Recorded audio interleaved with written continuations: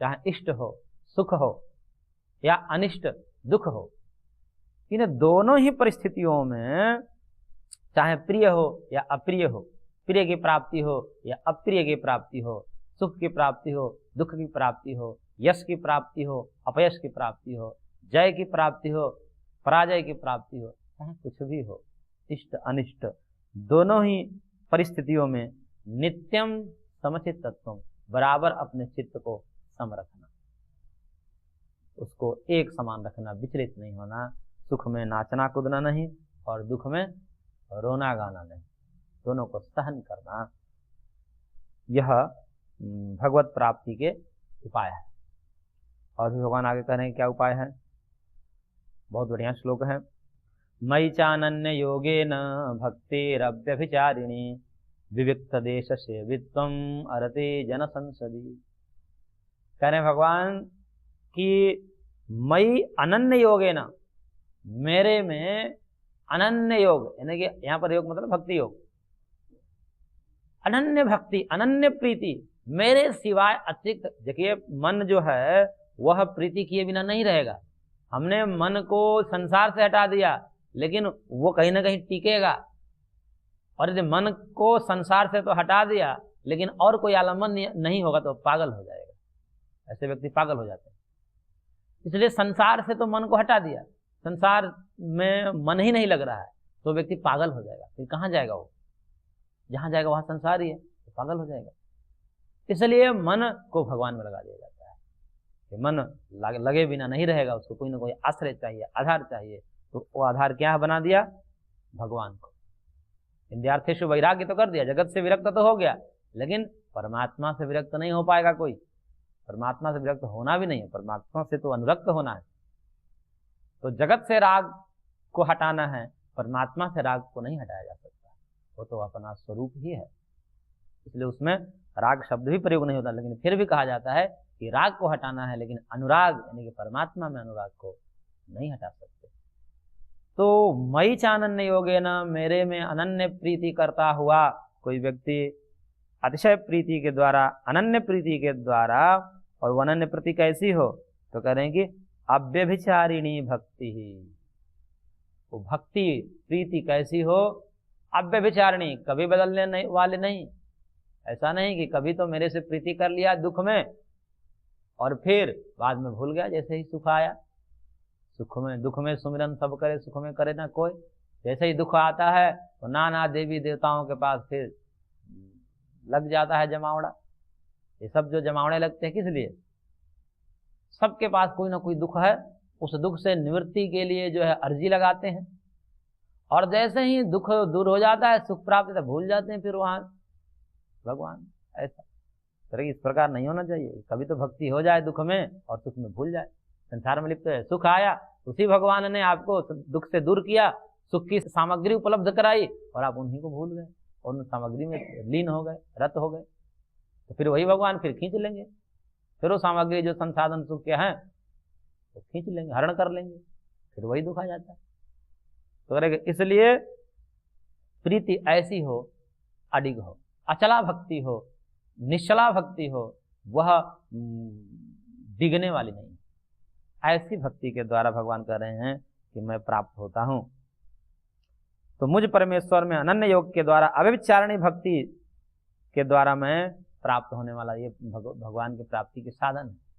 अव्यभिचारिणी भक्ति, कभी बदलने वाली नहीं हो, ऐसी भक्ति के द्वारा भगवान को प्राप्त किया जा सकता है। ये भगवत प्राप्ति के साधन।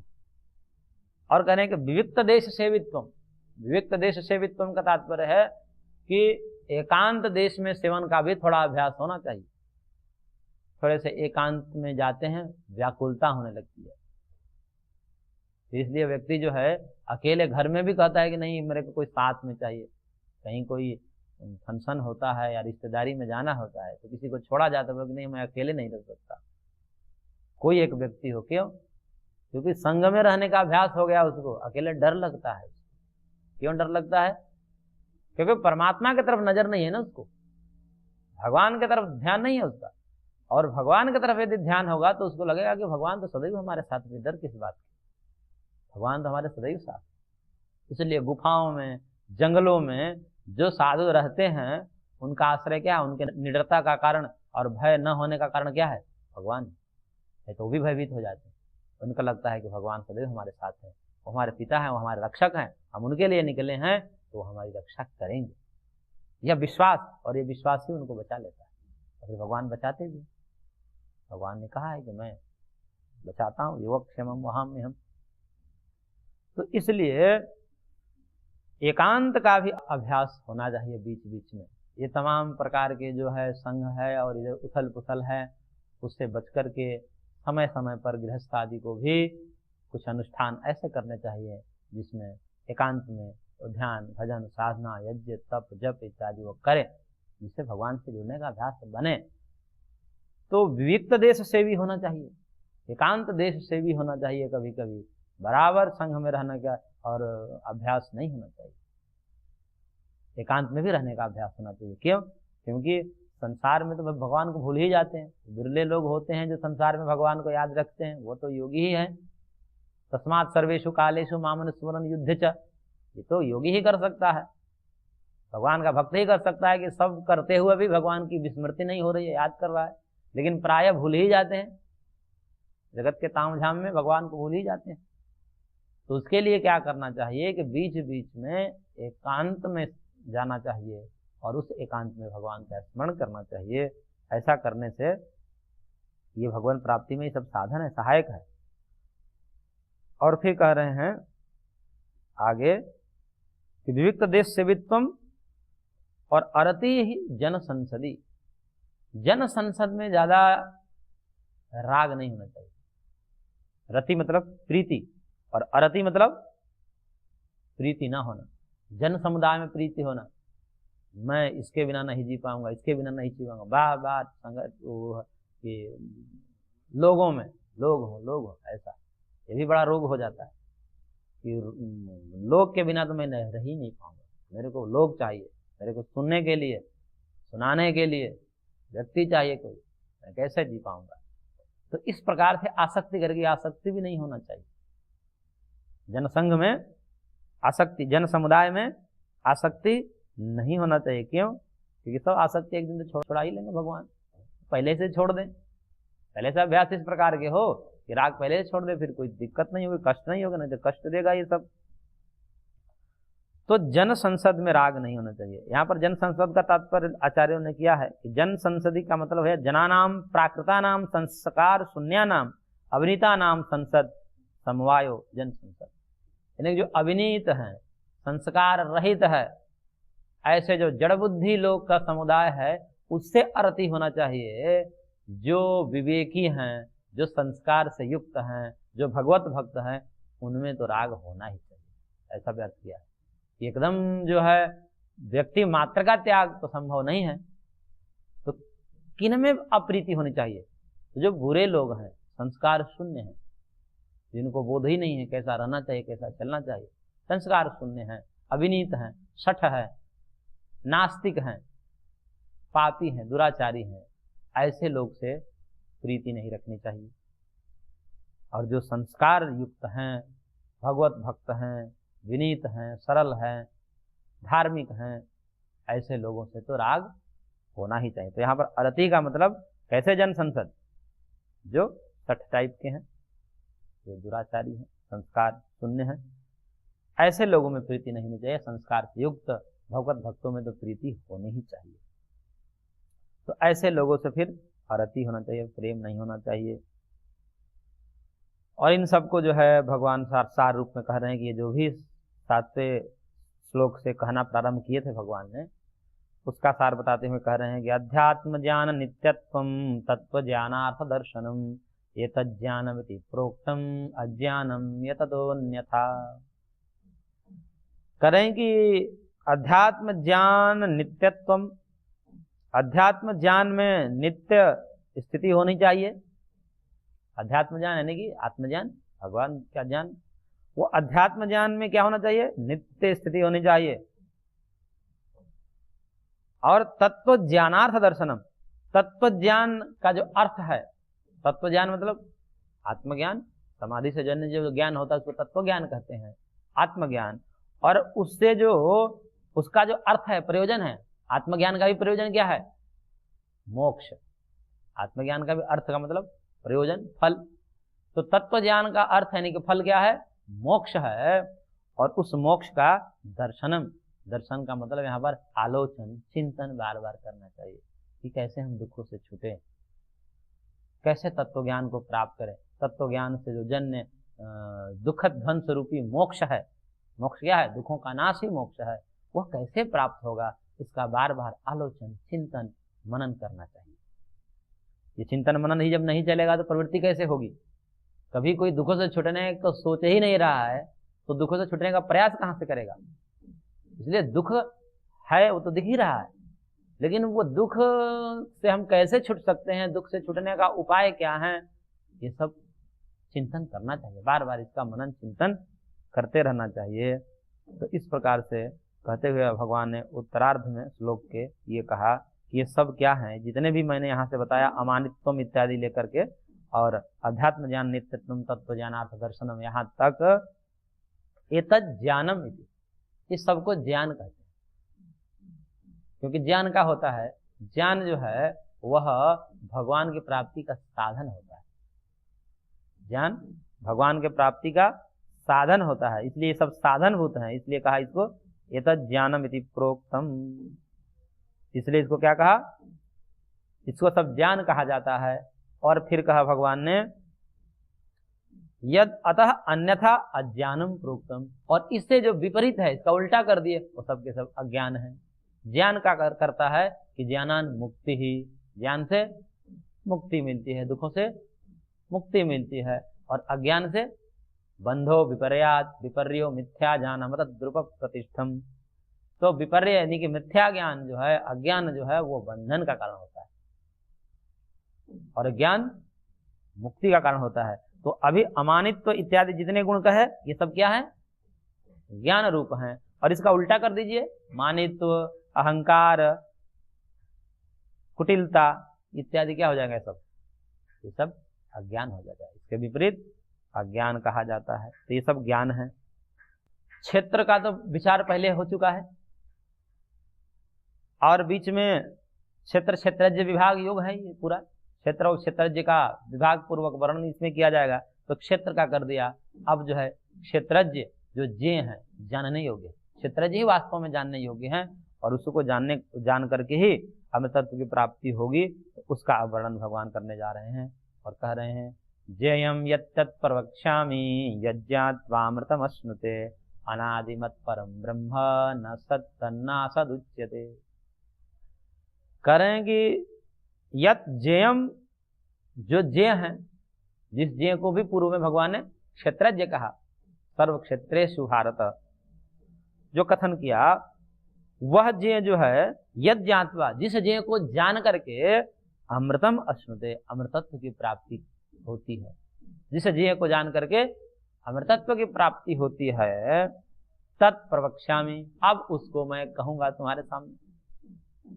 देखो, उस तत्व को जान करके, जिस तत्व को जानने से अमृतत्व मोक्ष की प्राप्ति होती है, अब तुम्हारे सामने मैं कहूंगा। क्योंकि अभी क्षेत्र का मैंने कथन किया, क्षेत्रज्ञ का कथन नहीं किया। अब क्षेत्रज्ञ का भी कथन करूंगा, जिसको जान करके अमृतत्व की प्राप्ति होती है। वह कैसा है? तो भगवान कह रहे हैं अनादिमत। अनादिमत, अनादि वाला है, यानी कि जिसकी आदि नहीं है, जिसकी शुरुआत नहीं है, जिसका कोई कारण नहीं, जो कभी किसी से उत्पन्न नहीं होता, जो सदा से है। आदि रहित जो है वह अनादिमत है। आदिमत से जो रहित है, यानी कि शुरुआत से रहित है, उत्पत्ति धर्म से रहित है, कारण से रहित है, इसका कोई कारण नहीं है। इसलिए वह ब्रह्म कैसा है? अनादि, अनादि वाला है वो। परम ब्रह्म, वह परम है, सबसे श्रेष्ठ है, अतिशय है, वह परम ब्रह्म ही है। वह परम ब्रह्म ही अनादि वाला है। और वो कैसा है? न सद है और न असद है। न सद उच्यते न असद उच्यते, वो न सद है और न असद है, न व्यक्त है न अव्यक्त है, व्यक्त अव्यक्त से परे है। क्योंकि व्यक्त क्या है? ये जगत को व्यक्त बोलते हैं। ये जो जगत हमारे सामने दिखाई देता है, उसको हम व्यक्त यानी कि सद कहते हैं। सद के कई अर्थ होते हैं, लेकिन यहाँ पर जो अर्थ है जो यहाँ घट सकता है वही लेना चाहिए, नहीं तो कहीं कई बार सत परमात्मा को कहा जाता है, सच्चिदानंद में सत शब्द भगवान है। अब यहाँ पर कह रहा है कि सद नहीं है, तो फिर सच्चिदानंद शब्द वो स्वरूप है भगवान का, तो यहाँ पर सत शब्द का अर्थ अलग करना पड़ा। सद नहीं है का मतलब व्यक्त नहीं है, जैसे ये जगत व्यक्त है हमारे सामने, तो व्यक्त रूप नहीं है, क्योंकि भगवान के दो रूप है, तो यहाँ पर शुद्ध स्वरूप का वर्णन भगवान करने जा रहे हैं। विश्वामय रूप, विश्वमय रूप में तो भगवान का सब रूप है ही, भगवान पहले अध्याय में, पूर्व अध्यायों में कह चुके हैं, विश्व रूप दर्शन योग में सब मैं ही हूं। लेकिन शुद्ध स्वरूप जो भगवान का होता है, क्योंकि विश्वमय रूप तो है और त्याज्य भी होता है। भगवान के विश्वमय रूप जो है उसमें तो कई रूप जो हैं। अब भगवान जो है कहेंगे कि मैं इसमें जो बुरा चीज है वो भी मैं ही हूं, क्योंकि जब सब कुछ मैं ही हूं तो बुरे जो है वो भी मैं ही हो जाएंगे। तो क्या बुराइयों का भी हम अपने जीवन में संग्रह करें? तो कि नहीं, विश्वमय रूप में ध्यान ये रखना पड़ता है कि भगवान विश्वमय रूप हैं, सब कुछ भगवान है, लेकिन विश्वमय रूप में भगवान के कुछ रूप त्याज्य होते हैं, कुछ ग्रहणीय होते हैं, कुछ हेय होते हैं, कुछ उपादेय होते हैं। ये विवेक रखना पड़ता है। इसका मतलब ये नहीं कि सब तो भगवान ही है तो चलिए सबसे संग्रह कर लें, सब कुछ सब ठीक ही है, पाप भी ठीक है, पुण्य भी, ऐसा नहीं होता। तो विश्वमय रूप में यानी कि विराट स्वरूप में भगवान के सब कुछ भगवान ही है, अच्छे बुरे सब भगवान है, ठीक है, परंतु इस विश्वमय रूप में यह ध्यान रखना पड़ता है कि जो भगवान का बुरा वाला रूप है उसका त्याग किया जाता है और अच्छा वाला है उसको संग्रह किया जाता है। इसलिए यद्यद विभूति मत सत्वम कहा भगवान, जो जो उत्कृष्ट है, यानी कि निकृष्ट भी सब भगवान ही है, उन्हीं के बनाए हैं, सब उन्हीं का विस्तार है। लेकिन साधक को, भक्त को, योगी को यह ध्यान में रखना चाहिए कि जो श्रेष्ठता है, जो अच्छाइयां हैं, उन्हीं पर ध्यान देना चाहिए, और जो बुराइयां हैं उसका त्याग करना चाहिए। भगवान का ही रूप क्यों न है, वो हमको नहीं पसंद है, उसको नहीं लेना, उस पर ध्यान नहीं देना। तो इसलिए विश्वमय रूप में तो इतना विवेक होना चाहिए, लेकिन जो विश्वातीत रूप है वो न है न उपादेय है, वो तो हमारा स्वरूप है। तो इसलिए वो शुद्ध स्वरूप के विषय में कहा कि वो न सद है, वो सद नहीं है, यानी कि व्यक्त नहीं है, यानी कि जगत रूप भी नहीं है, और न असद यानी कि अव्यक्त माया रूप भी नहीं है। अव्यक्त क्या है? अव्यक्त माया को बोलते हैं। तो जो न सद है और जो न असद है, इस प्रकार से वह न सद न असद उच्यते, न सद उच्यते न असद उच्यते, वो न सद है न असद।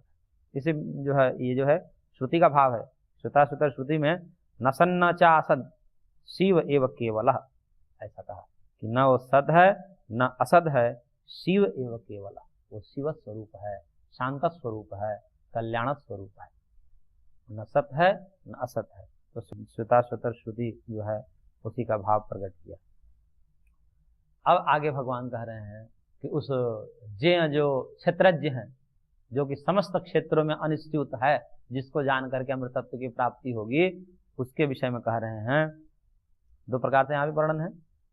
सर्वतः पाणिपादम तत् सर्वतोक्षि शिरो मुखम सर्वतः श्रुति मल्लोके सर्वम आवृत्य तिष्ठति। कह रहे हैं भगवान कि वह आत्म तत्व कैसा है, वह ब्रह्म तत्व कैसा है, पर ब्रह्म जो जिसको कहा न सद है न असद है, उसको कहा कि वह सर्वतः पाणिपादम तत्। ये जो श्रुति जो है ये सीधा सीधा श्वेताश्वतर उपनिषद की श्रुति है, वो मंत्र ही है, उसी को भगवान ने यहाँ पर बोल दिया है। ये श्वेताश्वतर उपनिषद 3 अध्याय का 16वां मंत्र है। तो सर्वतः पाणिपादम तत्, वो सब जगह, पानी मतलब हाथ वाला है, सब जगह हाथ है, चारों ओर उसके हाथ है मानो। सर्वतः पानी और सर्वतः पादम, सब जगह पैर है उसके मानो। तो सब जगह, अब सब जगह पैर कैसे होगा, अब सब जगह हाथ कैसे होगा? फिर ठसा ठस इस जगत में हाथ ही पर दिखेगा। तो कहने का तात्पर्य हुआ कि सब जगह हाथ ही है, सब जगह पैर ही है, तो हाथ पैर का और कुछ नहीं है। तो क्या ऐसा नहीं है? इसका तात्पर्य है कि वो जब, हाथ का तात्पर्य क्या है? कर्तृत्व शक्ति, कर्ता करने की शक्ति किसमें होती है? हाथ में। हाथ में तो करने की शक्ति होती है, तभी तो कहते हैं कृतम में दक्षिणे हस्ते जयो में सब व्याहित। तो कर्तृत्व शक्ति ये हाथ का, हाथ जो है कर्तृत्व शक्ति का उपलक्षण है। तो मानो भगवान सब जगह कर्तृत्व शक्ति है, वो जहां जो कुछ करना चाहें कर सकते हैं। सर्वतः पाणी का ये तात्पर्य है। और सर्वतः पादम, पाद किसका उपलक्षण है? गमन का, चलने का, पाद से चला जाता है, पहुंचा जाता है। तो सर्वतः पादम यानी कि वो सब जगह पहुंचा हुआ है, सब जगह पहुंचने की शक्ति जिसमें है, सब जगह सब कुछ करने की शक्ति जिसमें है, वह सर्वतः पाणिपादम तत्। और सर्वतोक्षी, सर्वतः अक्षी, अक्ष आंख को बोलते हैं, सब जगह आंख वाला है, यानी कि सब कुछ सब जगह देखने की शक्ति जिसमें है। वो श्वेतर श्रुति ही है, और ये श्रुति जो है ये इसका भाव जो है ईशावास्य उपनिषद में भी, या ईशावास्य उपनिषद में तो आगे कहेंगे, अंतर्बहिष्ठ भूता नाम वाला ये जो मंत्र यजुर्वेद में भी आता है, पुरुष सूक्त में, सहस्र शीर्षा पुरुष सहस्राक्ष सहस्रपात, वह उसमें भी कहा सहस्त्र मतलब वहां सर्वतः, और सहस्र एक ही बात, सहस्त्र मतलब हजार नहीं, अभी तो अनंत, सर्वतः मतलब चारों तरफ, अनंत, तो अनंत आंख वाला है, चारों तरफ आंख वाला है, इसका मतलब चारों तरफ देखता है, सब कुछ देखता है, वो देखने की शक्ति सब जगह है उसकी, कोई भी उसकी आंखों से बच नहीं पाएगा। और सर्वतः शिरः, सब जगह सिर है उसके, सिर का मतलब सिर ज्ञान का बोधक होता है ना, बोले सिर क्या है, बोले खोपड़ी, इसका बहुत बड़ा खोपड़ी है, बहुत बड़ा सिर है, मतलब बहुत बड़ा ज्ञान है, सिर ज्ञान का प्रतीक होता है, तो सब जगह ज्ञान है, मानो उसको सर्वतः सिर है, सब जगह ज्ञान ही ज्ञान है उसको, यानी कि वो ज्ञान स्वरूप है। और सर्वतः मुखम, सब जगह मुख वाला है, मुख बोलने की शक्ति के लिए है, तो वह बोलता भी है, वो मुख बोलने की शक्ति से भी युक्त है, जब चाहे तब बोल सकता है, जब चाहे तब बोल सकता है। और सर्वतः श्रुति मल्लो के, और सब कुछ सुनने वाला है, सब जगह सुनने की शक्ति वाला है, सब कुछ सुनने की शक्ति है, सब जगह सर्वतः श्रुति मल, सबको सुनता है, सब तरह से सुनता है इस लोक में। यतः लोके सर्वम आवृत, क्योंकि क्या ऐसा क्यों है वो भाई, उसका जो है सब जगह हाथ है, सब जगह पैर है, सब जगह सिर है, सब जगह आंख है, सब जगह मुख है, सब जगह कान है, ऐसा क्यों है? क्यों? क्योंकि लोकम सर्वम आवृत तिष्ठति, इसका कारण एक है कि वो जगत के कण कण में व्याप्त होकर के बैठा हुआ है, इसलिए तो सर्वतः सब जगह घटेगा, एक देशी नहीं है, अपितु सर्वगत है। उसको आगे कहेंगे यथा सर्वगतम सौक्षम्यात् आकाशम नोपलिप्यते इत्यादि मंत्र में आगे कहेंगे। तो वह कैसा है? तो कह रहे हैं कि सर्वम आवृत तिष्ठति, इस लोक को, सब लोकों को व्याप्त करके, आवृत मतलब व्याप्त करके विद्यमान है, इसलिए वह, वैसे उसके हस्तपाद आदि नहीं होते, उसके हस्तपाद, देखिए श्रुति दो प्रकार से वर्णन करती है, ब्रह्म के स्वरूप के दो प्रकार से वर्णन किया जाता है भगवान के स्वरूप का।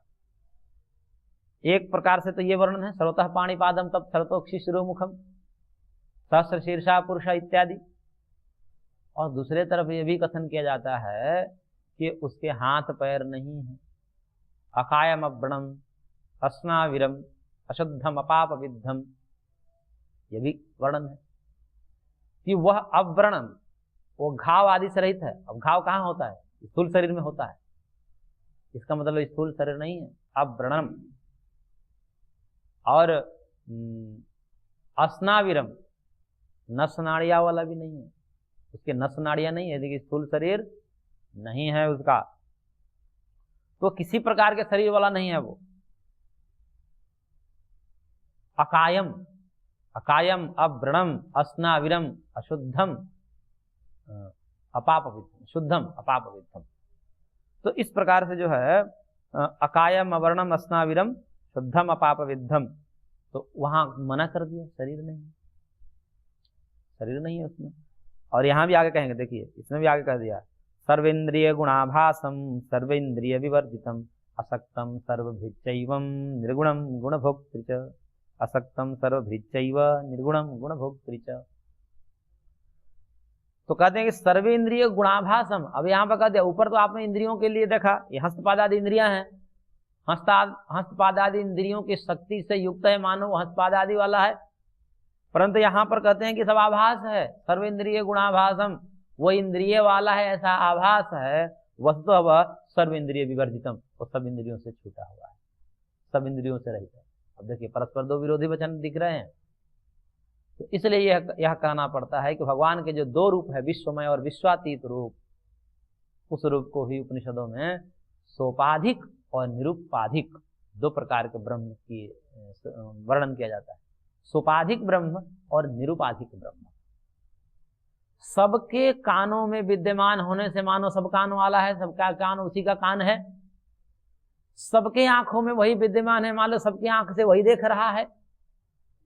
सबके पैरों में वो विद्यमान है, मान लो सबके पैर से वही चल रहा है, सब जगह पैर वाला है, ऐसा भी अर्थ कर सकते हैं। क्योंकि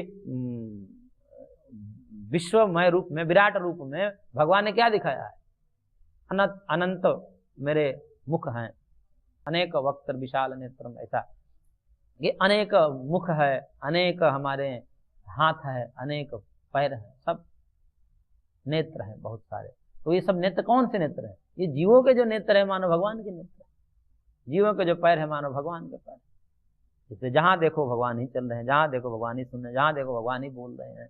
तो इस प्रकार से ऐसा क्यों है? तो ये सब उपाधियां हैं, यानी कि जो कर्ण है, चाहे वो अंतःकरण है या बाह्य कर्ण है, चाहे ज्ञान इंद्रियां हैं या कर्म इंद्रियां हैं, ये सब कर्ण कहलाते हैं। तो ज्ञान इंद्रिय, कर्म इंद्रिय और अंतःकरण मन, इन उपाधियों से युक्त जब ब्रह्म हो जाता है उसको सोपाधिक ब्रह्म कहते हैं। और वह सोपाधिक ब्रह्म ही इंद्रिय के भास वाला होता है, यानी कि इंद्रियों के रूप में भाषित होता है। वस्तु वो इंद्रियों से अतीत होता है, क्योंकि इंद्रियों की सीमा होती है। ये परमात्मा को इंद्रियां वाला मानेंगे तो इंद्रियां से सीमित हो जाएगा परमात्मा, इससे उसका ज्ञान भी सीमित हो जाएगा, देखने की शक्ति सीमित हो जाएगी, वो असीमित है। हमारी इंद्रियां ही तो हमको बांध रखी है, नहीं तो हमें अनंत देखने का समर्थ है। लेकिन भगवान ने आंख डाल दिया कि आप इतने ही दूर की वस्तु को देख सकते हैं, इतने ही छोटे और इतने बड़े वस्तु को, इससे बड़े वस्तु को आप नहीं देख सकते और इससे छोटे वस्तु को आप नहीं देख सकते। गुण उन्हीं से जो है प्रेरित होकर के जगत के रूप में आ जाते हैं। ये माया जो है ना, गुण मतलब माया, त्रिगुण मतलब माया, ये माया ब्रह्म की शक्ति है। और वो ब्रह्म की शक्ति जो है ब्रह्म से संचालित है, वो अपने आप वो जड़ है, कुछ कर नहीं सकती। जब भगवान की प्रेरणा होती है तो वह चेतनवत हो जाती है और समस्त जगत का निर्माण कर देती है। तो इस प्रकार से भगवान क्या है? गुण भोक्त्री च, गुण के भोक्ता यानी कि प्रकाशक हैं। तो इस प्रकार से यहाँ पर ज्ञेय का वर्णन हुआ, आगे और यह वर्णन चलेगा। आज की कक्षा को वहीं पर विराम देते हैं, शेष अगले अंक में। ओम